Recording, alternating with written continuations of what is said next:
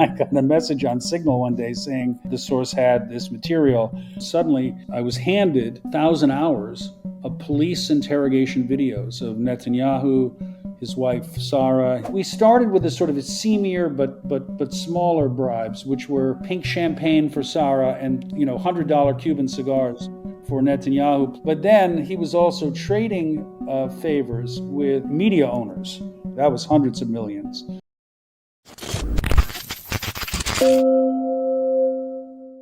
Hello, Alex.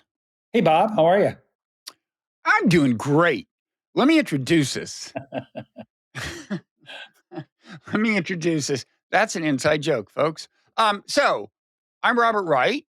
This is the Nonzero podcast. I publish a Nonzero newsletter. Everyone should subscribe to it. You're Alex Gibney, as you know, famous documentary maker. You won the Academy Award for Best Documentary in 2007 for Taxi to the Dark Side. You've done a number of other documentaries of note. For example, before that, you did Enron, The Smartest Guys in the Room in 2005.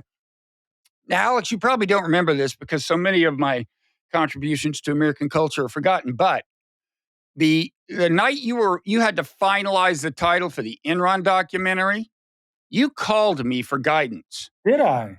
Yes, such was your trust in me before you knew me better. You tried to talk me out of it, or did you agree it was a good title? The question was, you were thinking about just calling it The Smartest Guys in the Room, but there was an argument for having the word Enron in there somewhere. I think I argued for that. I don't really remember how it came out, but I think I did want the word Enron in there somewhere. Anyway, you managed to have it both ways. It did great. And, then you went on to win the Academy Award. And who knows, if the Enron thing hadn't had a good title, if you hadn't consulted me, would you have won the Academy Award for the other documentary? It wasn't until this moment that I realized it. Yeah. Well, I'll tell you, you sure didn't remember why you were giving the Academy Award acceptance speech, because I know you didn't thank me. That's true. For working on the title of your previous film. Yeah. But yeah. By the way, what's it like? You didn't seem intimidated at all when you gave that speech. I would have been like visibly sweating.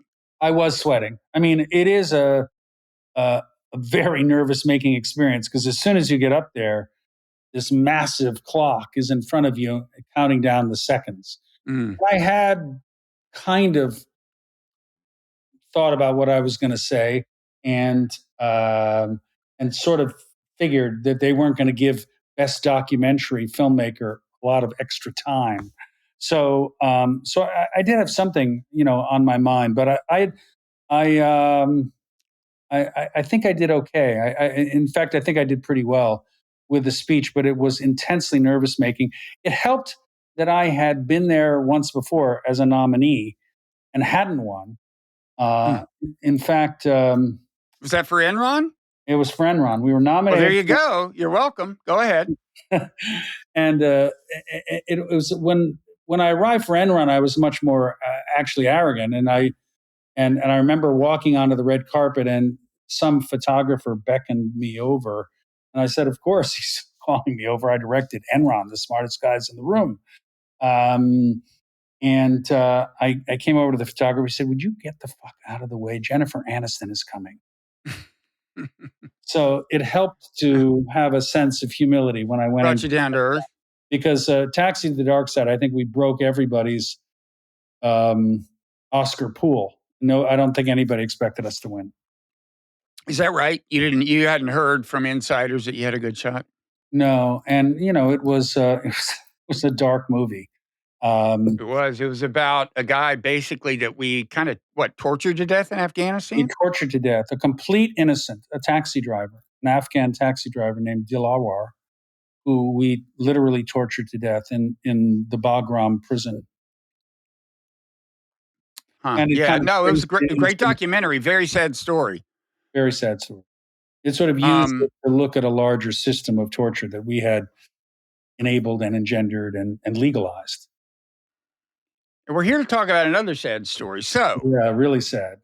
I just watched the Bibi Files, which you're not the director of, you're a producer of, and it is a product of Jigsaw Productions, which you run. Yep. And you and I talked about it a little bit. It's great. I recommend it to everyone. It's about Bibi Netanyahu's corruption case and the connection of that to the Gaza war and a lot of stuff.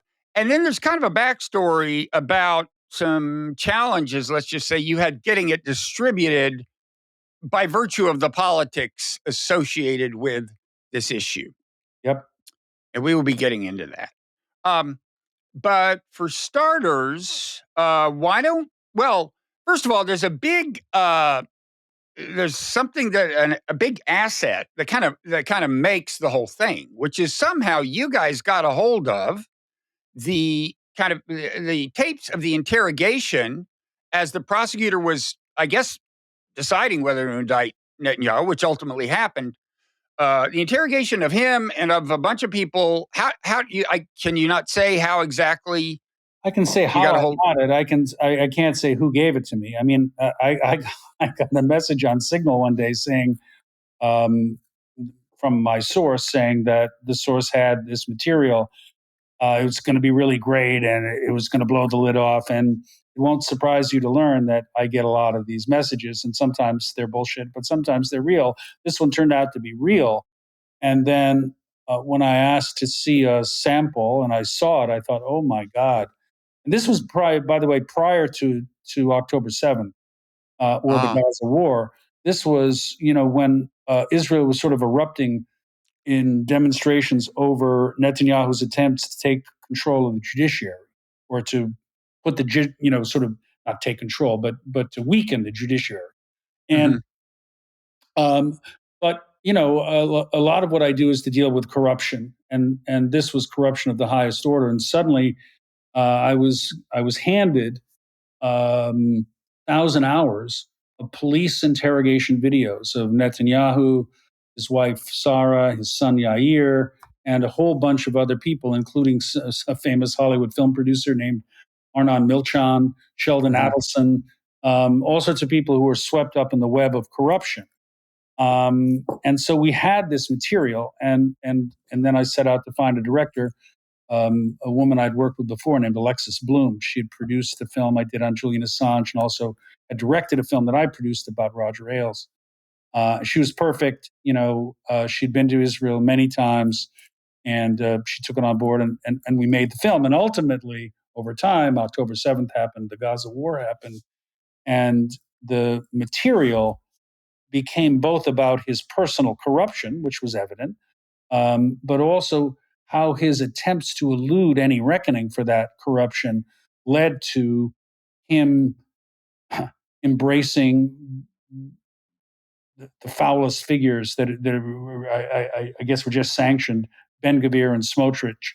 As we tape this may not run for a week or two even, but as we tape this, these two members of his cabinet were sanctioned by Canada, Britain, and several other nations, which is a first. And they're just the worst of the worst. I mean, one of them had, until it became politically inconvenient a couple of years ago, had on his wall a picture of it's Baruch Goldstein, I think, the guy who went into a mosque at the Tomb of the Patriarchs in Hebron and with a submachine gun and killed like 20 Palestinians or something. I mean, he had this guy's picture up on his wall. Yeah. And they're bad.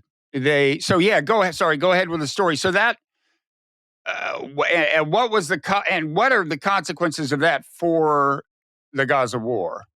Well, I think the idea was that Netanyahu, in trying to elude a reckoning, both tried to he tried to stay in power. Because what's the best way not to be prosecuted for cheap corruption? You stay in power, and then so he forms this cabinet.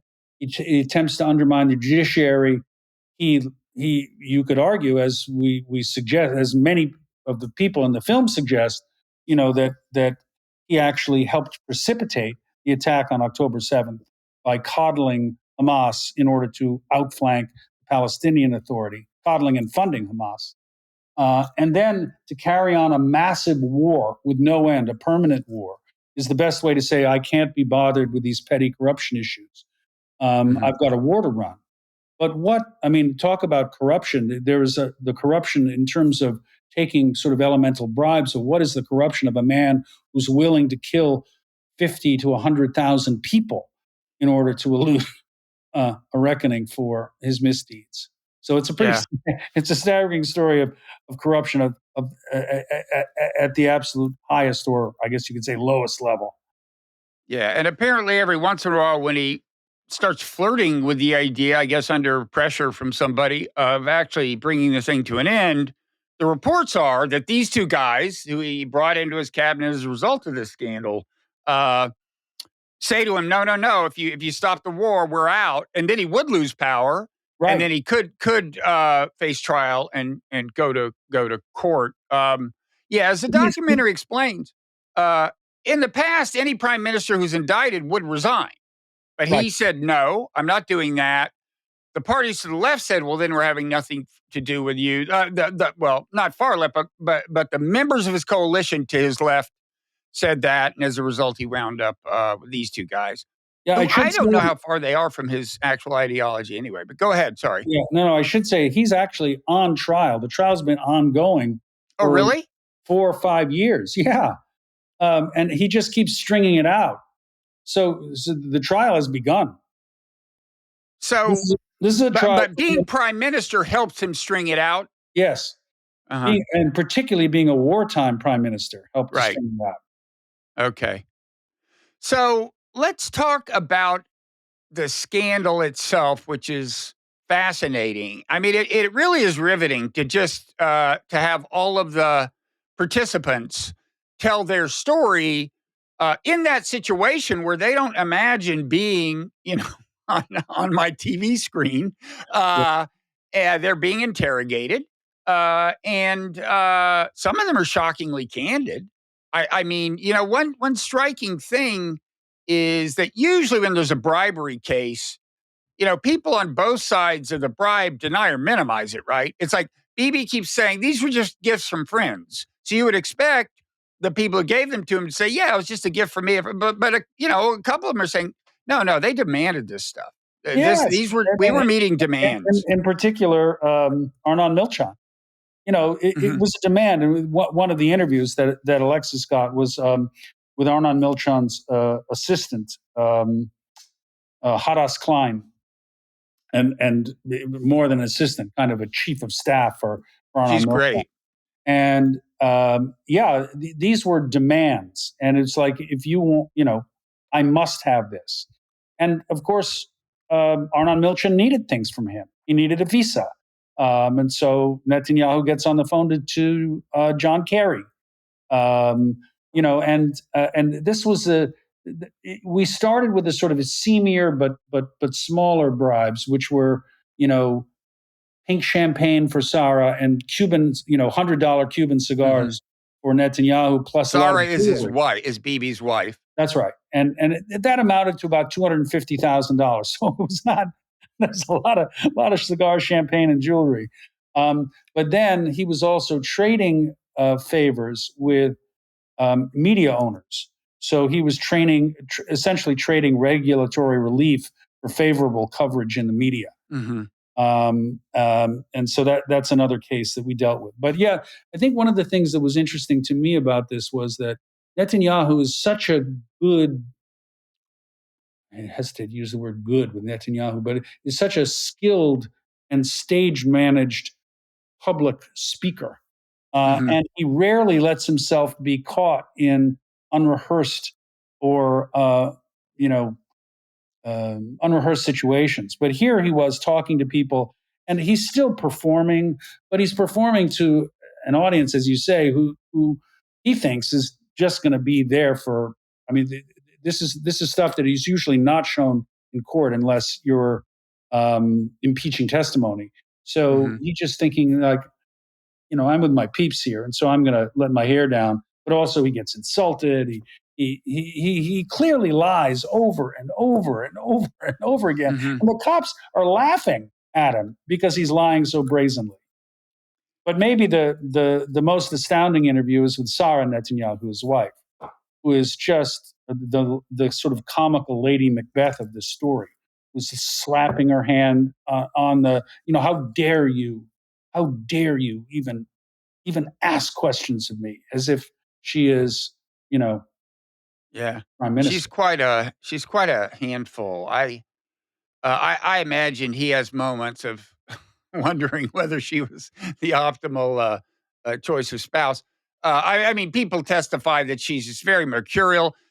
She drinks a lot, apparently. And one question was, so first of all, I'm surprised to hear you say that it only added up to about $250,000, because I was thinking, I mean, first of all, there's a ton of $100 bottles of champagne and cigars, but I was thinking there was a single piece of jewelry, a bracelet that they gave her that I thought was like it was either worth 140,000 or No, no, 240,000. no. I don't think so. I think it was more like 40,000. In other words, it was No, I bet it was 140. I'm going with 142. okay. You check, Uh, and I and encourage all you people out there listening to rent the film and check yourselves.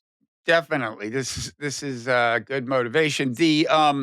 Now I think the bracelet was returned because Bibi said to Sarah, "No, that's too gaudy." It had like a zillion diamonds, and so she went back and says, "Bibi says people would ask where I got this, so could you tone it down a little?" So maybe in the end the value was less, but so yeah, and then there's the champagne. Now Sarah drank all that champagne. Is that the idea? They didn't like resell it. No, she drank it, and he smoked them. So He they smoked the were, cigars, yeah, that which was are like $1,000 a box or something, apparently. they're $100 a car.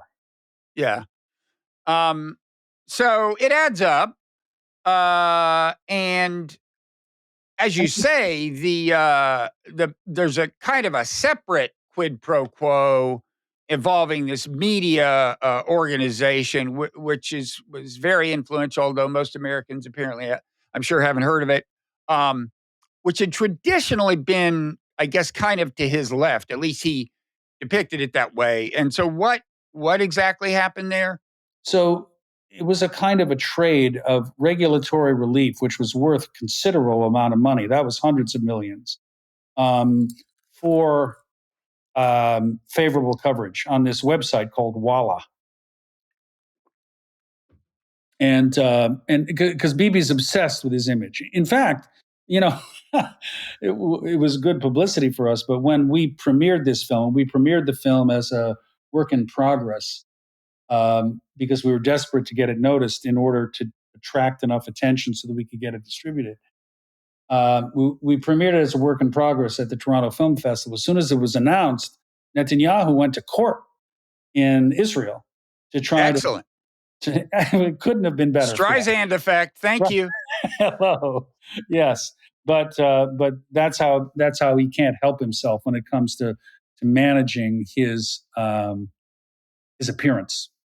Yeah.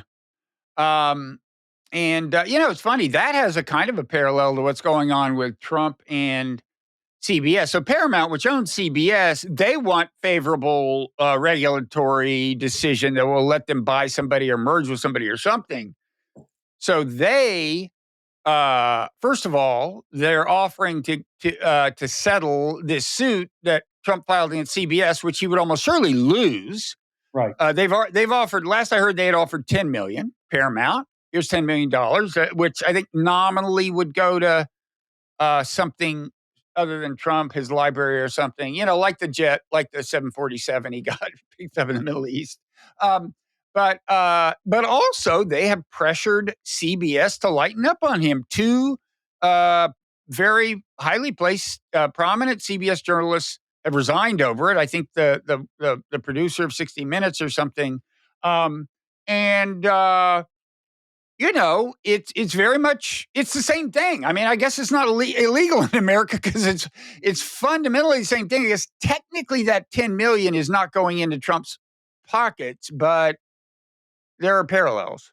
There are definitely parallels, and I think part of the whole film. One of the goals of the film was to sort of, in addition to showing the venal corruption of this man and how it led to the carnage in Gaza, it was also to show this is the authoritarian playbook. This is how Yeah. you put it together. This is what you do. Step one, put together some right-wing coalition. Step two, try to defang the judiciary, and in Trump's case, make the Department of Justice and the FBI a kind of mob enforcement mechanism. So and also the whole idea of freely trading favors for coverage. Mm-hmm. It's it's very Trumpian, very Bibi, very Orban. It's a playbook. And by the way, there's one case where money is getting put directly into Trump's pockets, and you may have something to say about this since it involves a documentary. So Amazon Video is paying Melania what, $25 million to do a documentary about her? Is that the? Yeah, so I think Brett that's the number. Ratner was given a contract, I believe, of $40 million to do a documentary about Melania Trump. And of that $40 million budget, I believe the line item for Melania, maybe it's for hair and makeup, is $25 million. Well, you got to look nice. She want to look nice for a documentary. You do, and that should help. Yeah, she'll be in a good mood. It helps to be smiling. In a good mood.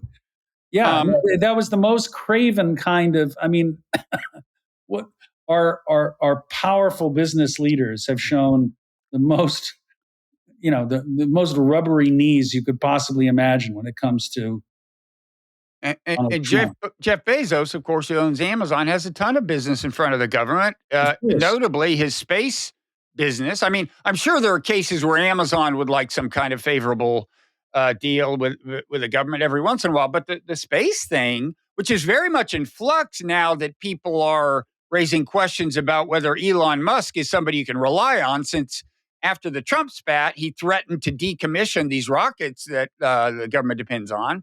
So suddenly questions are being asked about that. And I would think Bezos is sitting all that much prettier by virtue of having deposited $25 million in the Trump family coffers. Yeah. No, it's the grossest kind of crony capitalism. And that's what we've come to as the state and its power in some ways is kind of withered. You have these big business leaders who just find these transactional leaders and just paying them off. They find that more effective than investing in democracy. Yeah. So I want to talk about the issues you had trying to get it distributed. Is there anything else you want to say about the documentary itself? I mean, it really is. You'll have no trouble focusing on it. It's really riveting. But it does. Gaza doesn't come up very explicitly until the end. There is footage of both October 7th and then of Gaza. Yep. And again, the war might well have been wrapped up quite a bit sooner if Netanyahu hadn't faced this corruption issue. But is there anything else you want to say about the making of documentary or a documentary?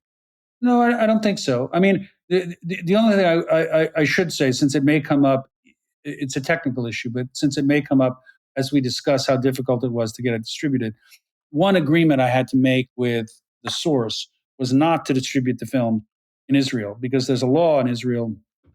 It's a privacy law that says that if you're photographed as part of an official proceeding, that material can't be publicly shown without the permission of the subject. And it won't surprise you to learn that Benjamin Netanyahu did not give his permission.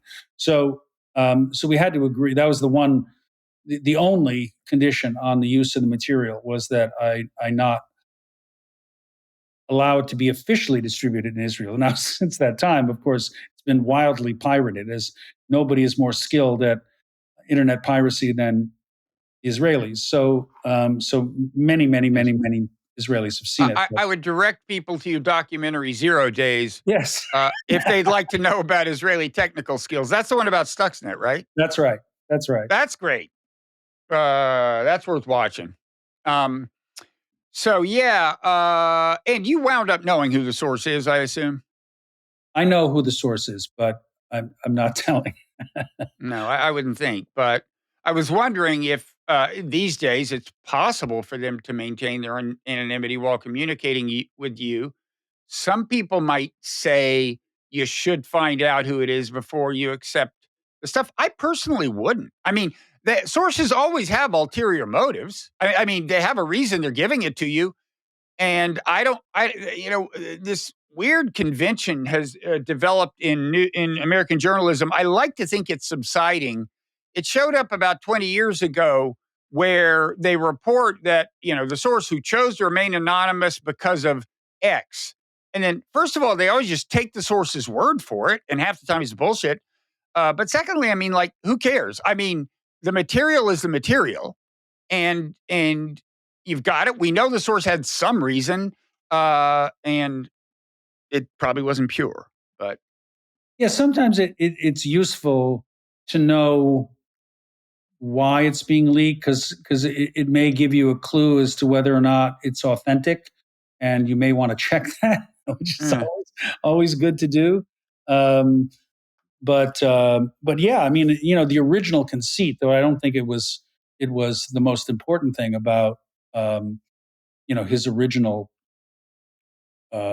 deal. But the original conceit of WikiLeaks was that you would have an anonymous Dropbox, right? And then you would just drop materials in the Dropbox, and then somebody like Julian Assange would then publish it, mhm. and that way, that would be good source protection.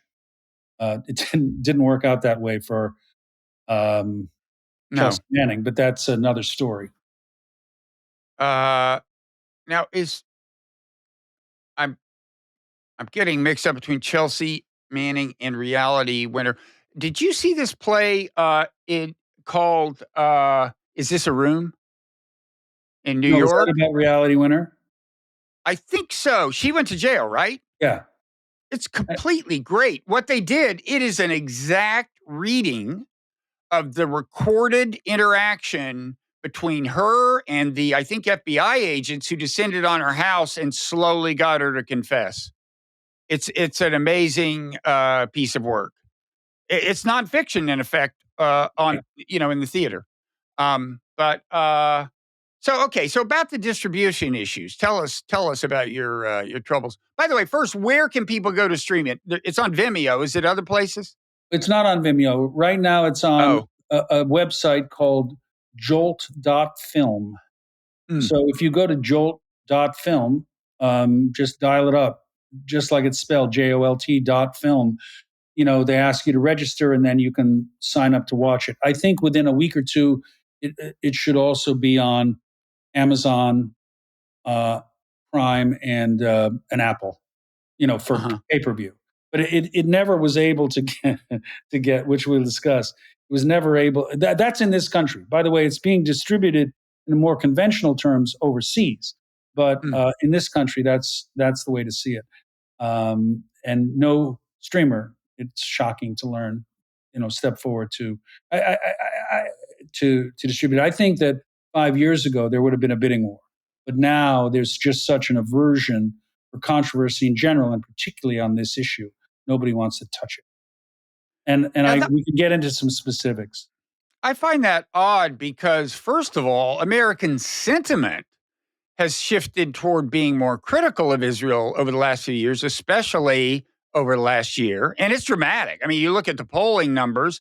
And secondly, it's like, in a certain sense, I mean, if I'm Israel or if I'm an Israeli citizen, especially of a certain ideological persuasion, I'd be going like, look, you don't understand. This isn't this. Me and my friends don't support continuing the war. This is just Bibi, and that's very much what you see in the documentary. Is Yeah. that because of some forces bearing on Bibi and the way he reacted to them, the war goes on, and it wouldn't necessarily go on if it were in some sense merely an expression of Israel's character, right? I mean, that could be one of your takeaways. And I would think that's almost as good as you can do for Israeli PR at this point, is to say it's this one guy. And so the other reason I'm surprised is you don't dwell on the Gaza footage. You show the October 7th stuff, you show the Gaza stuff. It's not, as Gaza footage goes, it's not egregiously gory. Um, so I'm genuinely kind of surprised, but you seem not to be. I mean, I'm we know that there's tremendous audience interest in it. The problem is the gatekeepers, and this has been coming for some time. Um, don't are shying away more and more and more for anything that's controversial, and part of that is for business reasons. About Israel, you mean? Well, part of it is I was going to say is for business reasons. In other words, if you're selling iPhones, you don't want to make anybody unhappy. So, Mhm. um, but and or if you're about to move into a more commercial driven universe like Netflix is, you don't want to um, upset advertisers. This is getting back to the way things used to be in the horrible '90s. Um, but I also think that on this issue, nobody wants the hassle of APAC coming down on your ass. Nobody wants the hassle of, um, um, you know, people screaming in your ear and being accused of being anti-Semitic. It's honestly reprehensible because it prevents any kind of decent debate from happening. I'll give you an example. And this is more of a tawdry reason than anything principled. But going into we were self-financed, so a bunch of investors plus people who gave us grants allowed us to make the movie. So we don't have a distributor. We're going into Toronto to try to get one, and we wanted to try to drum up publicity. And NBC News became interested in this story because, of course, we had this footage that nobody had ever seen, this corruption footage of Netanyahu's on trial. And we had a story all set to go. I believe that the correspondent, Andrea Mitchell, was ready to do the piece. Then the higher ups at NBC decided that, you know what, this is going to be awkward for us. I mean, Netanyahu will be angry at us, and that way we won't get that much access. And also, it's not really our scoop, so we won't get that much credit for us. So all in all, it's just going to be a hassle for us. So we're not going to do the story. Mm. So for all sorts of bad reasons, good journalism doesn't happen. And I think that And can I just add that the idea that because it's not their story that's disqualifying is like bullshit, right? bullshit They do this all the time. all Is the like draw time. on somebody else's reporting to Yes, do a good feature. that's right. And then hopefully you cite that person's reporting. It's like, Mhm. but they didn't want to take the hit or the heat from Netanyahu in Israel. In terms of their access to him and the perceptions of being fair or anti-Semitic. If it wasn't their story. So yeah, Mhm. it was the most most venal and petty reason for not doing a good and important story. Mhm.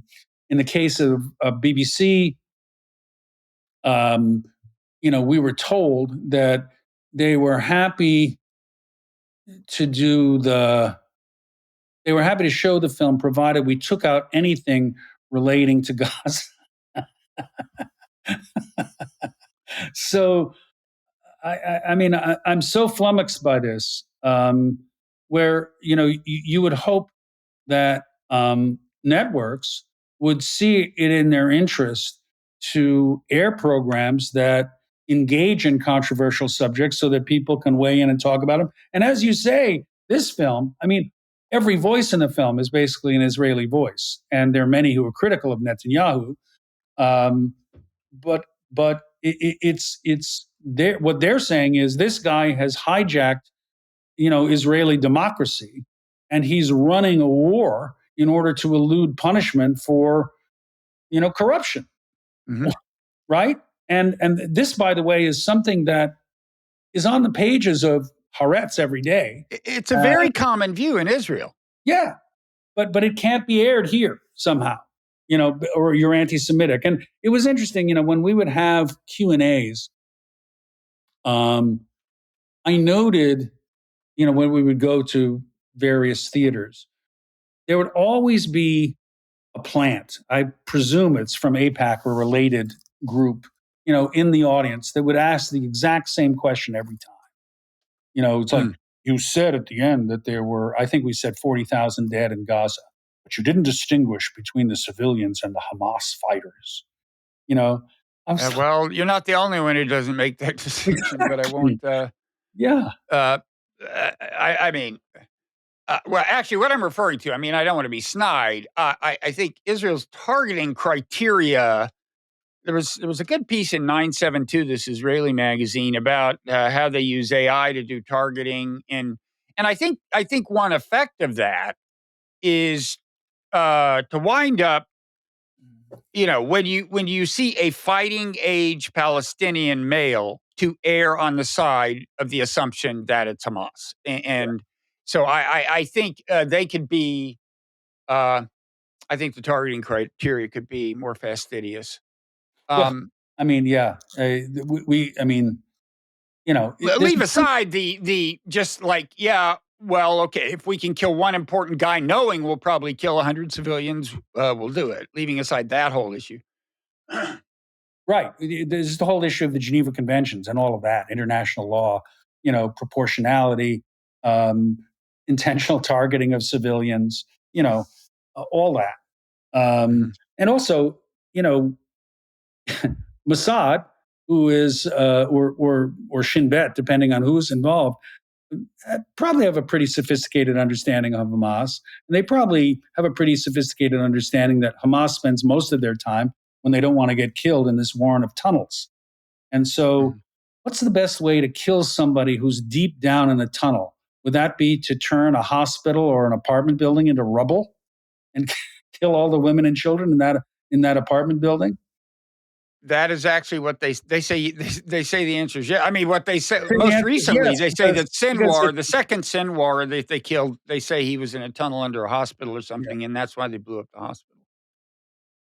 yeah, Um, there are the laws. I mean, so yeah, but apparently you're saying that now Amazon and Apple will ultimately offer it on streaming, or what? they'll offer it as pay per view. In other words, you can go to their service and say, Oh, "Here's $3 for a rental," or "Here's $10 for a purchase."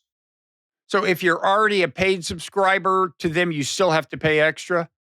Yeah, I mean it's usually offered as a pay deal. Amazon for Prime does offer certain films for Prime members, for free. But Uh-huh. generally speaking, when you go on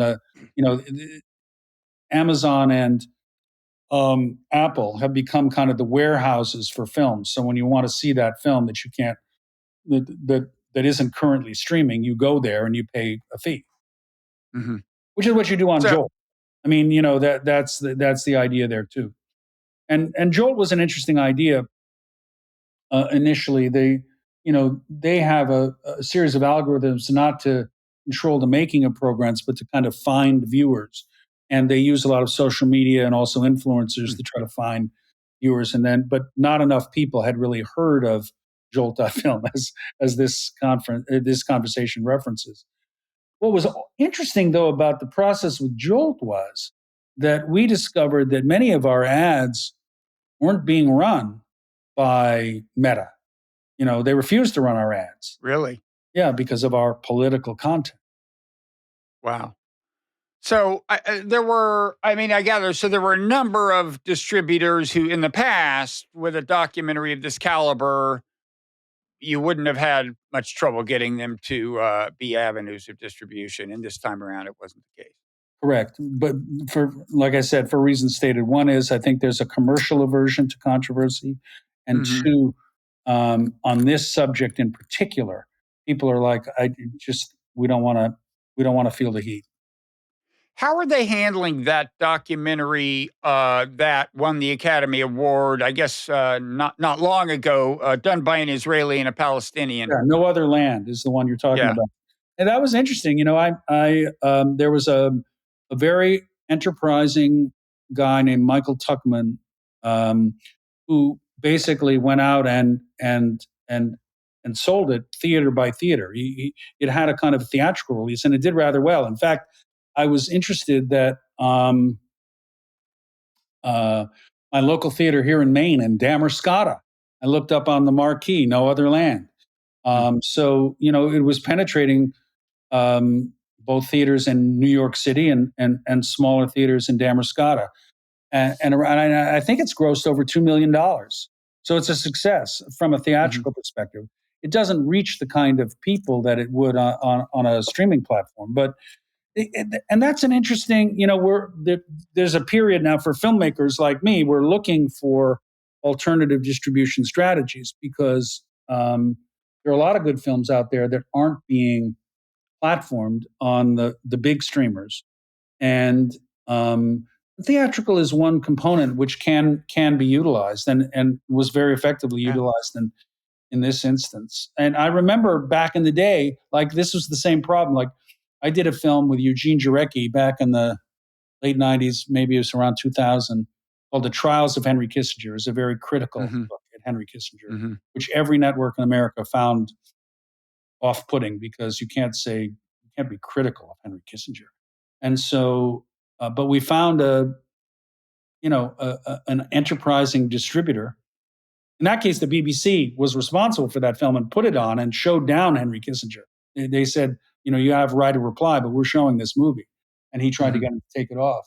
But in this country, it was a small, enterprising theatrical distributor that got an engagement with the Film Forum. It played there for 4 months and then played around the country. And then ultimately, that allowed it to be entertainment. And then when it was entertainment, then it could go on a network. And in that case, the Sundance Channel.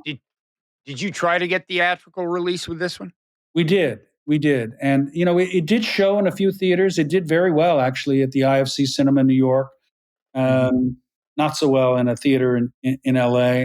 But we did also approach a number of theatrical distributors to take it out for us. And a number of them declined because they were just either afraid or burned out of this particular subject.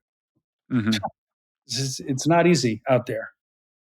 No. And we're going to talk about that more, how not easy it is for documentaries generally. But first, I want to say that, as you know, these podcasts are divided into two parts. First part is for the public. Then we go into overtime, which is available to paid subscribers to the Nonzero newsletter. Anybody can become one. I encourage them to by going to, Nonzero or clicking the link in the show notes. And thereafter, you can set up a magic podcast feed that always has the overtime segments. And Alex, you've been kind enough to stick around. Before we go, we're going to talk about a lot of stuff in overtime. I said, documentary business is getting tough. There was a story in the New York Times not that long ago about you selling a share of Jigsaw to Wendy Schmidt, wife of Eric Schmidt of Google, former Google CEO, partly in reflection of how challenging things are for documentaries, as I think you were quoted as saying in the New York Times. I want to talk about that. I want to talk a little about some new stuff you've got coming out. And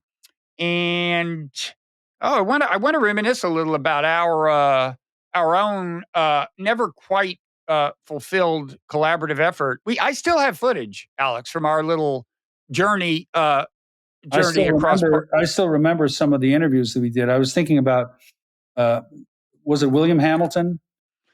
Yeah, the late great William Hamilton. There are several people who are no longer alive that we have footage of who were very important figures in evolutionary biology or evolutionary psychology, including him and George Williams. I recall we going out. Trivers is still alive, but we have Trivers.